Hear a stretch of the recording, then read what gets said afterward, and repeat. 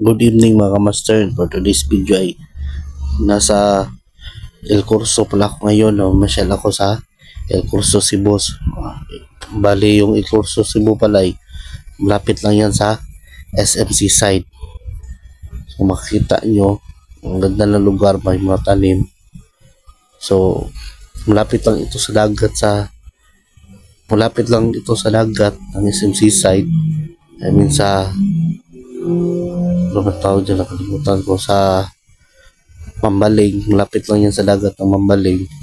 So pumasyal ako dyan kanina pagkatapos ng klase namin, punta ako dyan, pumasyal ako, nag video na ako. Dati nakapunta na ako dito, pero nung time na yun hindi ako nagpa-vlog. Kasama ko na yung pamilya ko noon, mga kapatid ko, mama ko, na masyal kami dito. Pero yung time na yun hindi pa ako nag-vlog noon. So ngayon bumalik ako dito kasi para makagawa ako ng content about dito. So ang ganda ng lugar na ito. Kaso lang yung sa dagat dito banda ay may mga lumi, hindi siya malinis. Pero kung yung lugar yung pag-uusapan natin, maganda naman yung lugar, maganda naman siya pasyalan. So pangalawang beses ko na pala nakapunta dito. Sabi ko pa kanina, pangalawang beses ko na pumunta dito, pero ngayon lang ako nakapag-vlog kasi dati hindi pa ako nagwa-vlog noon. So ngayon, since wala naman ako may content, nag-content na ako dito na pupunta. So ano na rin to, pamamasyal, talong pamamasyal na rin to, yung El Curso Cebu. At may banana boat pa nga sila dyan sa gilid, may banana boat mga dyan. Pumunta pala ako doon, malapit na sa dagat.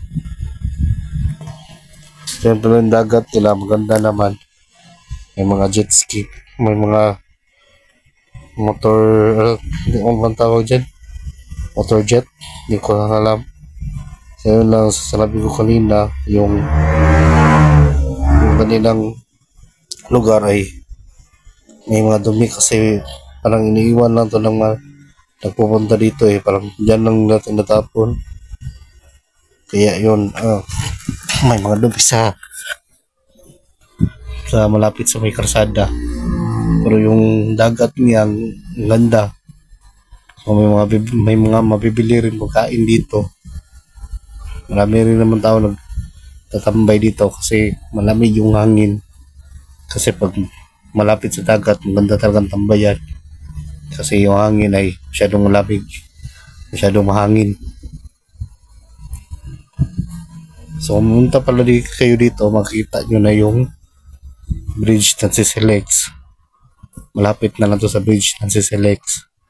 I mean, makikita nyo na lang siya dito banda. So yan pala ako, naglalakad-lakad lang ako, ikot-ikot lang ako dyan.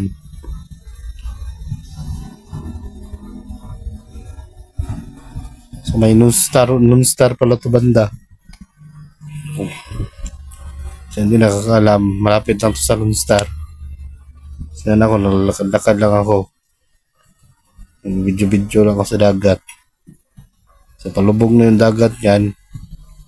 Ang ganda tingnan niya yan, lalo na kapag palubog na yung dagat. So yan, punta naman ako sa kabilang side. Bali fast forward na to, punta na ako sa kabilang side niya. Kaso lang, ganoon rin siya, may mga nagalit pa rin na basura, pero maganda naman siya. At may nagja-jogging pa dito.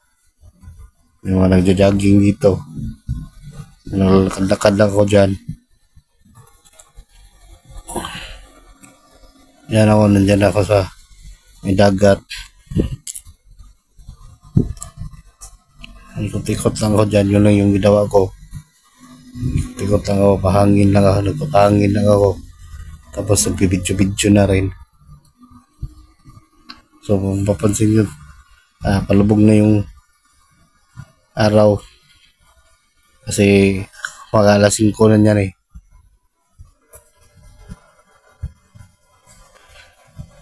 Yan ang ginawa ko dyan, lagad-lagad lang ako. So yan yung si Selex. Ang kita nito yung si Selex. So ang ganda siguro dumaan sa Selex kasi kasalang wala ako pero hindi pa ako nakadaan dyan. Taas ng bridge na yan kasi pag dumaan ka dyan, diretso na yan ng Cordoba, Cebu. So shortcut lang yan.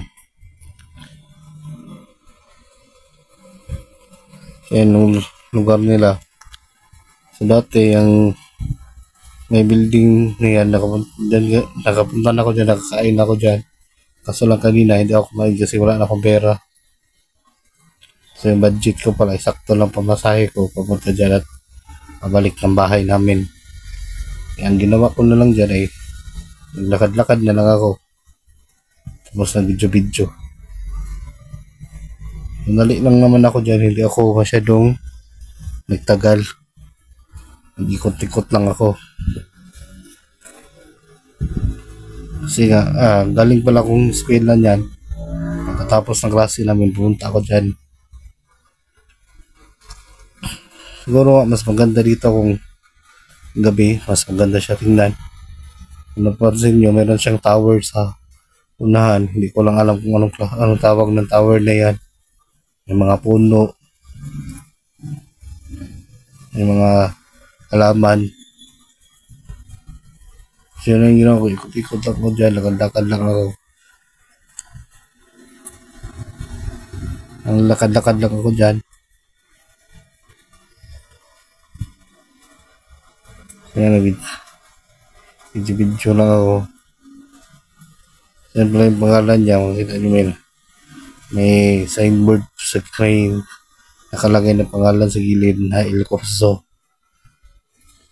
So susunod, babalik ako dito kapag may pera ako. Tapos magdadala ako na pagkain. So ang ganda tambayan yan. Bali pinutol ko na pala yung video. Nas forward ko na to sa unahan na ako dyan. Ano yung nagawa ko, naglakad lang ako. Ikot lang ko dito.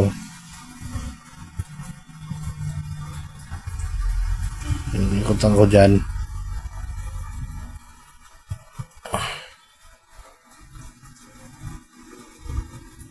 Yan ang ganda ng lugar. Maraming nagja-jogging dyan. Maraming nagpumunta dyan para mag-jogging. Maraming nag-hiking dito mga tinanda o maraming tao nagpupunta dito kasi nga mahangin dito, maganda dito na nasyalan kasi malapit sa dagat. So yan, may food court na ako banda, binibidyohan ko yung food court nila pero malapit pa rin yun sa dagat yan yung food court nila banda, malapit sa dagat. Kadugtong lang ito, mahaba kasi yung lugar na to eh. Ayun, lakad-lakad ako. May mga upuan pa nga dyan. Nag-ikot lang pala ako dyan, yun ang ginawa ko. Nag-ikot-ikot lang ako.